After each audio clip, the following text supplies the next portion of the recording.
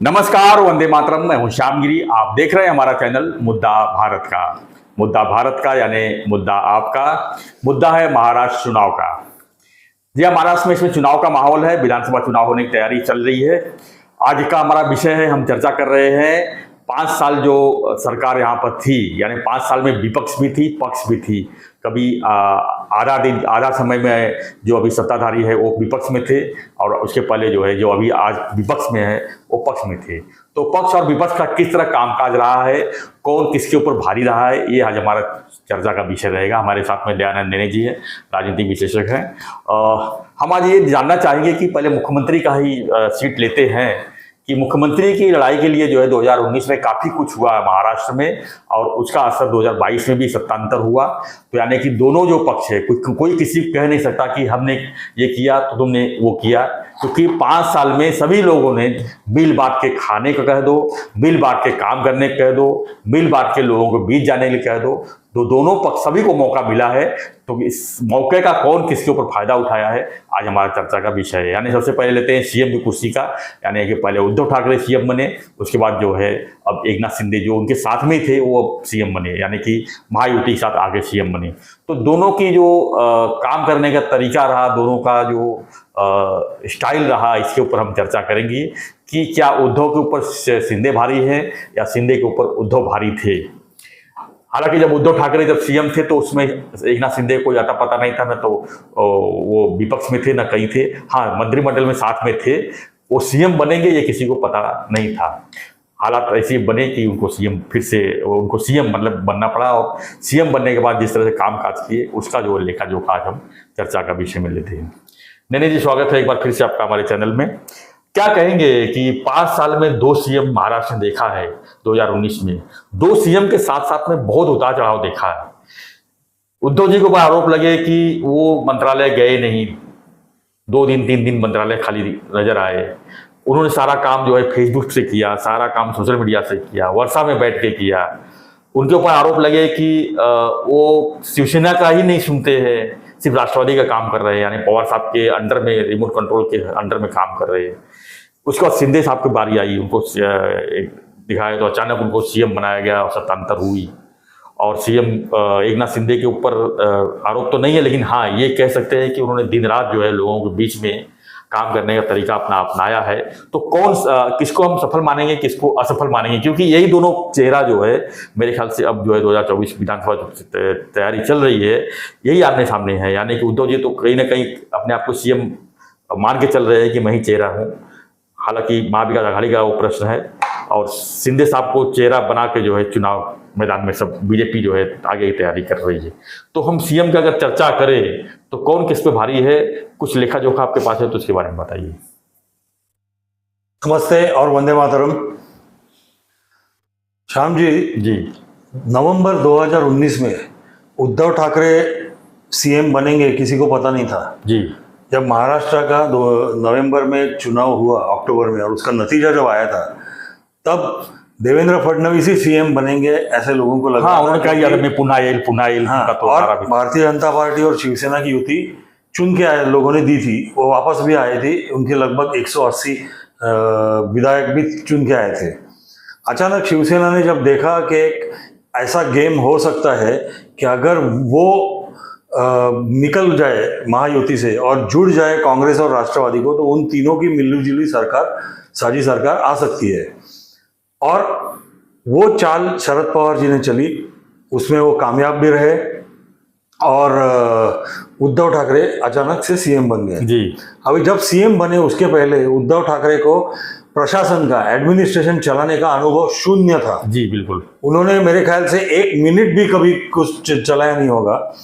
सालों से पहले अपने पिताजी के साथ मातोश्री में बैठ के, और उसके बाद में खुद मातोश्री 2 में बैठ के जो अब उनके विधायक, जो उनके मंत्रीगण, जो उनके सहकारी जो भी लेके आते थे वो बटोरने का और उसके ऊपर पार्टी चलाने की, ऐसा उनका रवैया रहा था। तो अचानक उनके ऊपर जब सरकार चलाने की बात आ गई, तब उद्धव ठाकरे सरकार चला पाएंगे कि नहीं, ये बड़ा बड़ा प्रश्न चिन्ह था सबके सामने। उन्होंने मेरे ख्याल से उनका पहला भाषण जो विधानसभा में हुआ, उन्होंने देवेंद्र फडणवीस को खुद बताया उधर कि आप अगर हमारी शर्त मान लेते तो आज आप मेरी कुर्सी पे होते और मैं हमेशा की तरह घर पे बैठ के टीवी पे सब देखता था क्या चल रहा है विधानसभा में। तो ये स्थिति थी जी। अभी वो बन गए, उनका मंत्रिमंडल आ गया। सभी लोग उस वक्त सभी लोगों को लग रहा था कि मंत्रिमंडल Uddhav Thackeray is a puppet और ये मंत्रिमंडल चलाने का काम शरद पवार जी करने वाले थे। बिल्कुल बिल्कुल। अभी जब उद्धव ठाकरे चीफ मिनिस्टर बने तो उनके सामने उस वक्त जो मैं देखता हूं पीछे, तो मेरे हिसाब से 4-5 प्रमुख मुद्दे उनके सामने थे जो उनको टैकल करने थे। सबसे पहले थी किसानों की कर्ज माफी और किसानों की नुकसान भरपाई। मतलब उस वक्त इमीडिएटली दिसंबर में वगैरह क्या बोलते हैं उसको, कल नेचुरल कैलामिटी जिसे बोलते हैं, बहुत ज़्यादा बारिश, फिर टाइफून वगैरह सब आए थे महाराष्ट्र में, किसानों को नुकसान हुआ और किसानों का नुकसान हुआ था, तो उनकी नुकसान भरपाई देनी, उनकी कर्ज माफी का भी मामला सामने था। फिर इंफ्रास्ट्रक्चर के बड़े बड़े प्रोजेक्ट्स महाराष्ट्र में उस वक्त चल रहे थे, उनका क्या करना। बेरोजगारी एक बड़ा मुद्दा था वो, और फिर कोरोना, ये पूरा चलाने के लिए, राज्य चलाने के लिए वित्त का प्रबंधन कैसे करना, ये सारी चीजें उद्धव जी के सामने थी। हालांकि अजीत दादा उस वक्त वित्त मंत्री थे और उन्होंने काफी सहकार्य किया उद्धव ठाकरे जी को उस वक्त। और उसके बाद में मार्च महीने में एक बहुत बड़ा संकट जो विश्व में आया वो उद्धव जी के सामने भी आ गया था, वो था कोरोना का जी। और ये सारे मसले एक के पीछे एक उनके सामने खड़े, और ये आदमी को प्रशासन चलाने का अनुभव शून्य जी। तो कसौटी का काफी समय था। और वो समय में उद्धव जी ने अपना जब कामकाज शुरू किया, तब अभी जो हम पीछे मुड़ के देखते हैं तो एक चीज ध्यान में आती है कि पूरा का पूरा कामकाज अजित पवार चला रहे थे उस वक्त जी। वो डिप्यूटी प्राइम मिनिस्टर थे, वित्त मंत्री थे, और इनको अनुभव नहीं था। ये कभी भी मंत्रालय आते नहीं थे, घर पे बैठ के ही काम करने की उनकी स्टाइल थी। और कभी कभार लोगों के साथ संवाद करने के लिए वो फेसबुक पे भी आके उनके साथ कुछ बातचीत करते थे, और बातचीत माने वो लोगों को एक प्रकार का ज्ञान बांटने की बात करते थे जी। पर पॉलिसी मैटर्स पे उन्होंने कभी कुछ बात नहीं की। राज्य के ऊपर जो जो संकट है तो उससे बाहर कैसे निकले वो भी कभी किसी से बात नहीं की।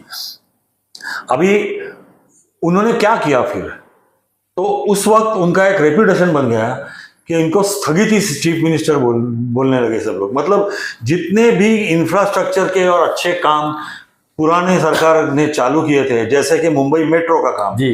तो आरे का एक मसला उठाया वो लोगों ने, और उसका एक सहारा लेके आरे का पूरा प्रोजेक्ट उन्होंने स्थगित कर दिया, बंद कर दिया। कहा कि आरे में से हम जो उसका ये है कार शेड वो हम कंजूरमार्ग लेके जाएंगे। ऐसे हर चीज में जहां जहां अच्छा काम चल रहा था वो सारे प्रोजेक्ट्स पुराने सरकार को क्रेडिट ना मिले इसके लिए एक के बाद एक वो बंद करते गए, और उनको उद्धव ठाकरे को एक स्थगित चीफ मिनिस्टर करके सब लोग पहचानने लगे। हाँ, वो नवंबर में चीफ मिनिस्टर बने। नवंबर टू मार्च अप्रैल का जो समय था 3-4 महीना, उस वक्त उन्होंने इनिशियली जो काम जिस तरीके से कर रहे थे, मतलब जो बात कर रहे थे लोगों के सामने, सबको साथ में लेके मैं चलना चाहता हूँ वगैरह बता रहे थे, तो उनकी इनिशियल बिगिनिंग तो अच्छी रही, नो डाउट। पर इनफैक्ट मैं तो आपको कहता हूँ कि मैं भले उनका बड़ा आलोचक रह चुका हूँ भी, पर उस वक्त मैंने एक ट्वीट किया था जो बिजनेस स्टैंडर्ड में आया था, छपके मैं आपको भेजता हूँ। मैंने उनको ट्वीट किया था कि आपका जो काम करने का स्टाइल है वो एक बड़ा सुखद धक्का है हम लोगों के लिए। हमें लगा रहा था कि आप एसपी के पपेट, मैंने लिखा है क्लियरली, एसपी के पपेट करके काम करोगे, पर आपकी जो सबको साथ में लेने की स्टाइल आप दिखा रहे हो तो वो महाराष्ट्र के लिए बहुत अच्छी आगे चल के रहेगी, ऐसे ही चालू रही तो। दुर्दैव है महाराष्ट्र का कि क्योंकि उनको कोई अनुभव नहीं था, बहुत जल्दी जब गवर्नेंस की बात आ गई कोरोना के वक्त वगैरह, वो एक्सपोज हो गए। कोरोना के लिए जो एक एक स्टेप उठाने का था वो सारे मिलके, केंद्र सरकार राज्य सरकार मिलके स्टेप्स उठा रहे थे।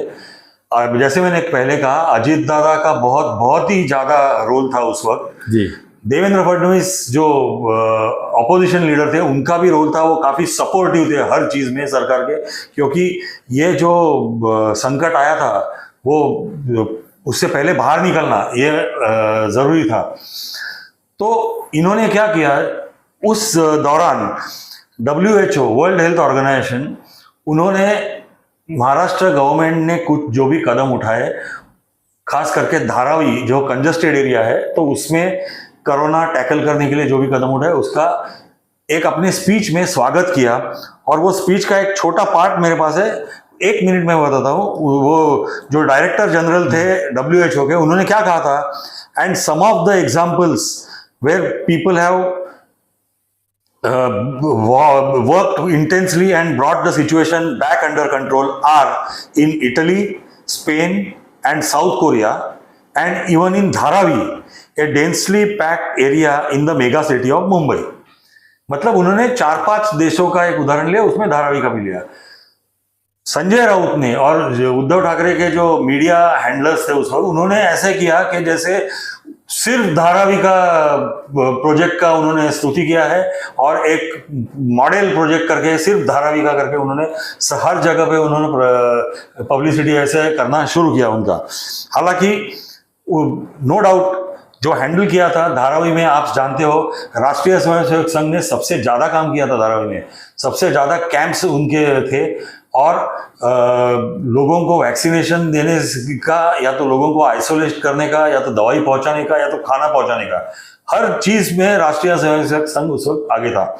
तो उन्होंने राष्ट्रीय स्वयंसेवक संघ का तो जिक्र भी नहीं किया कहीं, जैसे कि उद्धव ठाकरे के हाथ में एक जादू की कांडी है और वो घुमा रहे धारावी में और कोरोना जा रहा है, ऐसे उन्होंने चालू किया।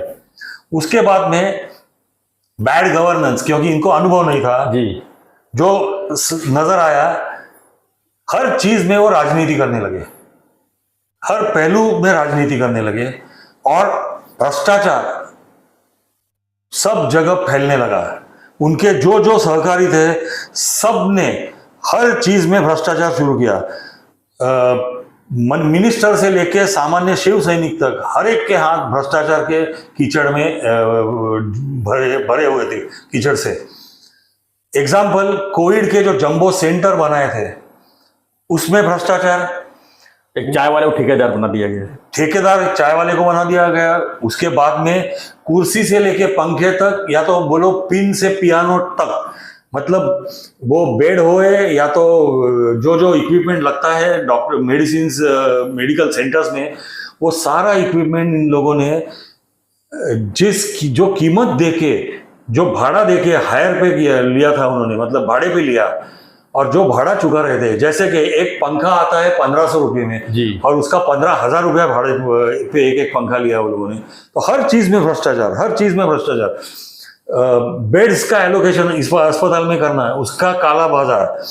फिर डेड बॉडीज, जो लोग मर रहे थे तो उनके शव रखने के लिए जो डेड बॉडी थी, 600 किट जो थी 600 में मिलती थी, 6000 में दिखाई। खिचड़ी जो लोग पेशेंट्स के लिए बनाई जाती थी लोगों को खिलाने के लिए, वो खिचड़ी में भी ब्लैक मार्केटिंग, खिचड़ी में भी मतलब जहां पे खाने को नहीं भी दिया है उधर भी बिल बना के दे दो, हर चीज में भ्रष्टाचार किया गया।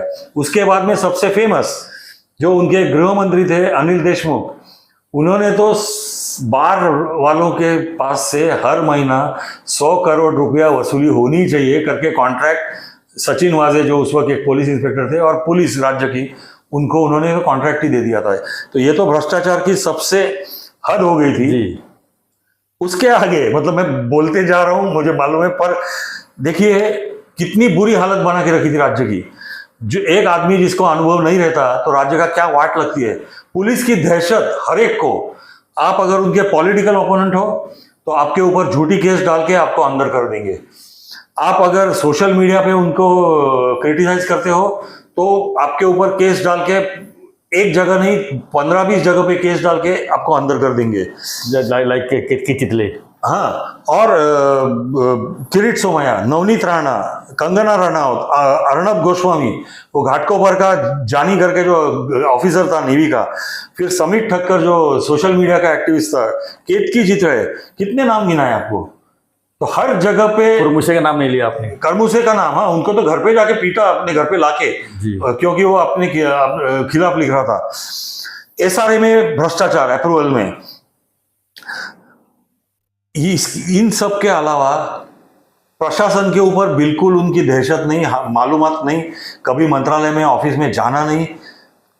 दुर्दैव से उनके हेल्थ के भी इश्यूज आ गए बीच में, तो उसकी वजह से भी वो उनका काम के ऊपर कभी ध्यान नहीं था। उनका लड़का आदित्य, वो तो युवराज, जैसे राहुल गांधी सुपर सीएम या सुपर पीएम बनना चाहते थे, तो वैसे आदित्य सुपर सीएम बनना चाहते थे। उनका हर चीज में, अर्बन डेवलपमेंट मिनिस्ट्री जो एकनाथ शिंदे के पास है, वहां से लेके हर मिनिस्ट्री में उनका इंटरफियरेंस। उनके जो अंटर फंटर लोग जो उनके साथ में रहते थे, उनको लेके वो कैबिनेट मिनिस्ट्री में बैठक में लेके जाते थे उनको। मतलब महाराष्ट्र की पूरा, हाँ, एकदम पूरी तरह से मनमानी, पूरी मनमानी। और सबसे बड़ी बात जो देश के लिए, मतलब देश को, महाराष्ट्र को वो देश के सामने लज्जित किया, वो अंबानी के निवास स्थान के बाहर उन्होंने बम रखने का जो काम कर दिया, एंटीलिया के पास। हाँ, एंटीलिया के पास। उसकी वजह से जैसे एक शॉक आ गया सबके लोगों के मन में कि ये क्या चल रहा है महाराष्ट्र में। और ये सब चीजें जो थी, अच्छा, ये सब चीजें तो लोगों के लिए थी, उनके एमएलए को वो कभी मिलते नहीं थे। लोग बोलते हैं कि 2 साल 2.5 साल हो गए, हम 5 मिनट भी मिले नहीं साहब को, हमारी बात नहीं रख पाए। अगर रखने की है तो मिलिंद नार्वेकर के साथ रखनी पड़ती थी, अनिल परब को बताना पड़ता था। इसकी वजह से नाराजी एक के बाद एक वो आमदारों में बढ़ती गई, मिनिस्टर्स में बढ़ती गई, और उसका डायरेक्ट नतीजा ये हुआ कि शिवसेना में वर्टिकल स्प्लिट हो गई। शिवसेना 2 हिस्सों में बट गई। एकनाथ शिंदे 40 आमदारों को लेके बाहर निकले और उद्धव ठाकरे का गवर्नमेंट गिर गया। जी, यह था उद्धव ठाकरे का लेखा जोखा उनके सीएम पद का। अब आते हैं एकनाथ शिंदे के ऊपर। अभी एकनाथ शिंदे के ऊपर आते हैं। जब एकनाथ शिंदे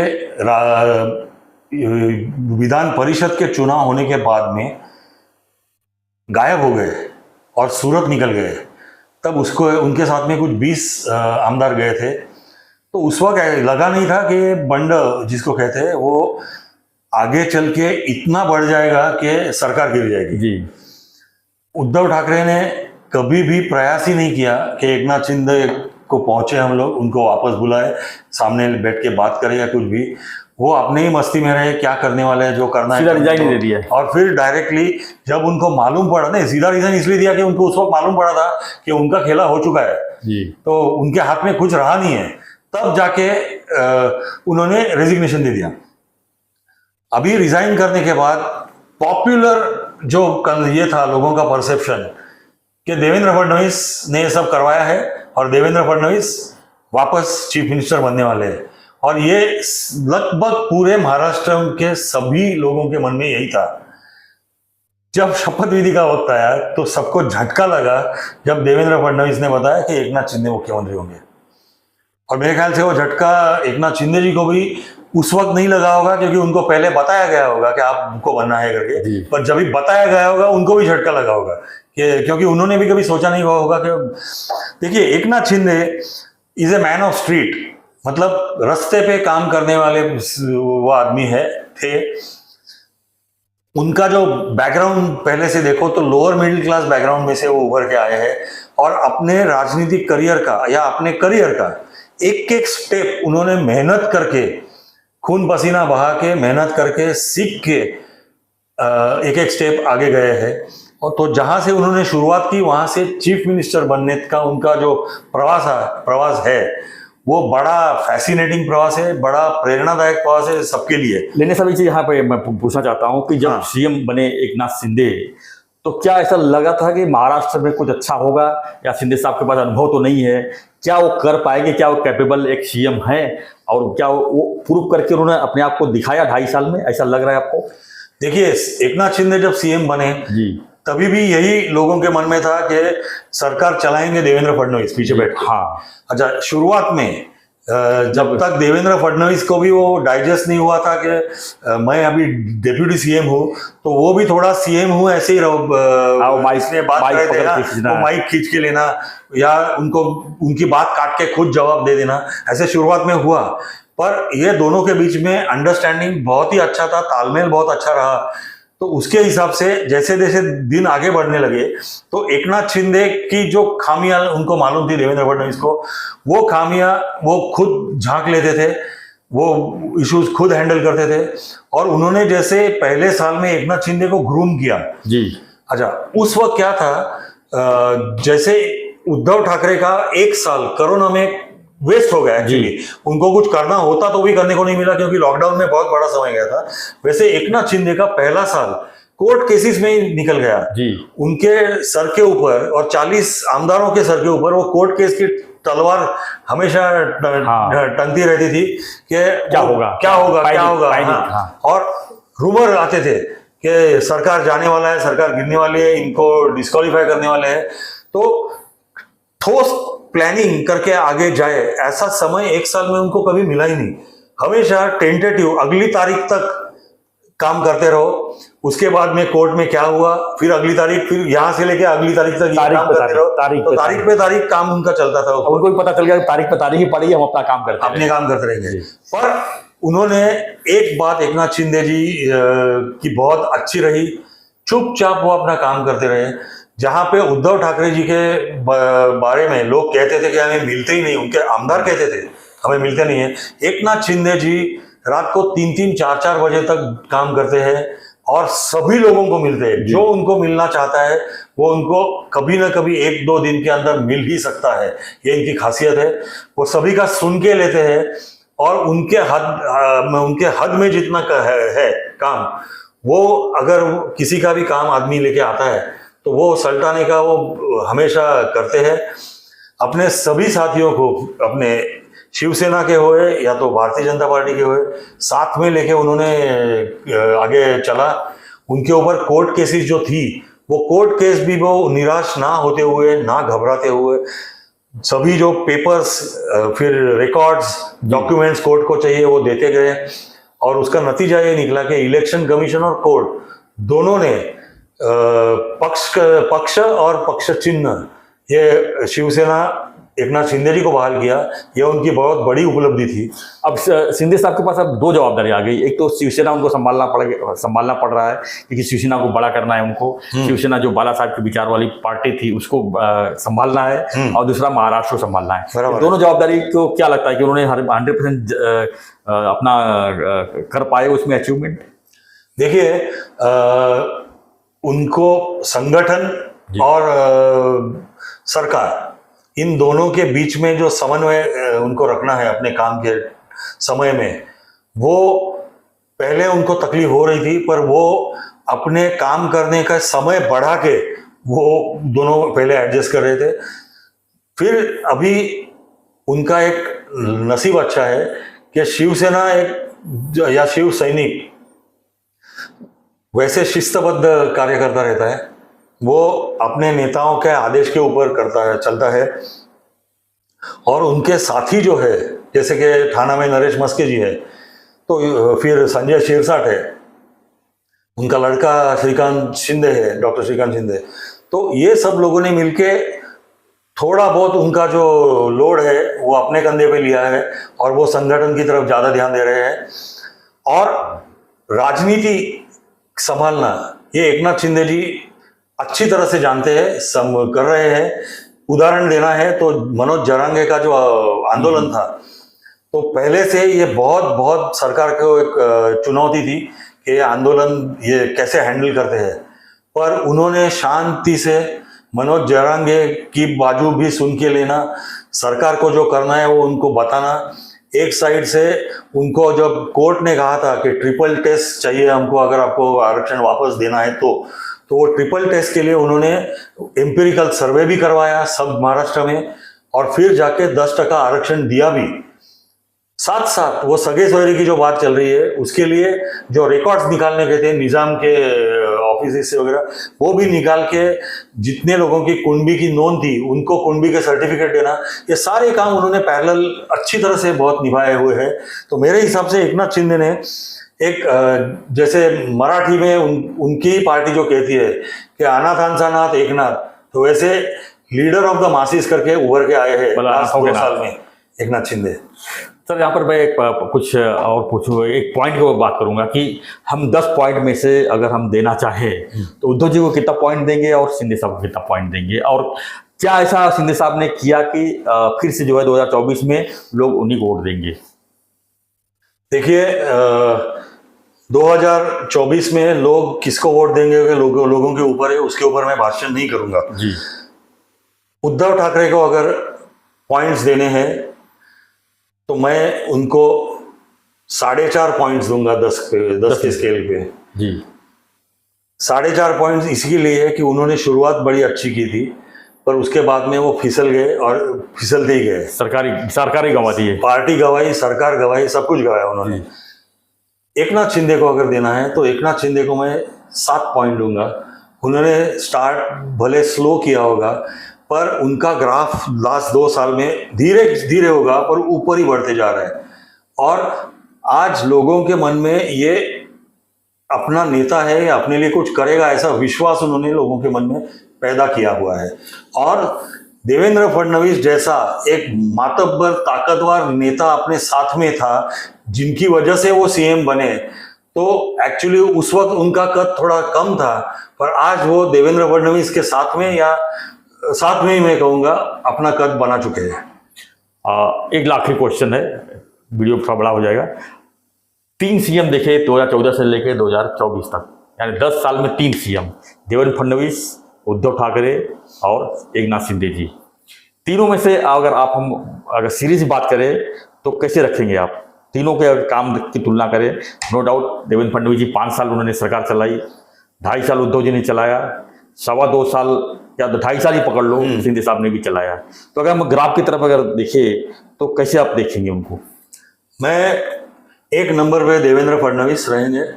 उन्होंने 5 साल सरकार चलाई, और सिर्फ सरकार नहीं चलाई तो उन्होंने एक महाराष्ट्र के एक विजन सामने रखे हुए सरकार चलाई जी। 2 नंबर पे एकनाथ शिंदे को मैं रखूंगा और 3 नंबर पे उद्धव ठाकरे को।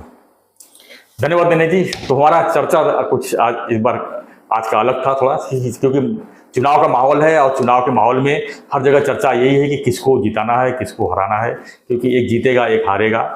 सरकार जितने महायुति हो चाहे महाविकास आघाड़ी हो, 5 साल के पीरियड में दोनों सत्ता में रहे हैं, दोनों कामकाज किस तरह चला है वो हमने आज चर्चा में लिया था। तो फ्रेंड्स, आपकी क्या प्रतिक्रिया है? आपको क्या लगता है कि महाराष्ट्र में किसकी जरूरत है, महाविकास आघाड़ी की या महायुति की? क्योंकि महाविकास आघाड़ी भी इसी पीरियड में था और महायुति भी अभी इसी पीरियड में है 5 साल में। तो कौन कितना काम किया है, कौन क्या नहीं किया है, इसी पर हमारा लेखा जोखा था। तो आपकी प्रतिक्रिया दीजिए और बने रहिए हमारे साथ ऐसी खबरों के लिए। देखते रहिए हमारा चैनल मुद्दा भारत का। धन्यवाद सर, आपने बहुत सही विश्लेषण किया। चैनल को सब्सक्राइब जरूर कीजिए। धन्यवाद। जय हिंद, जय महाराष्ट्र, जय श्री राम।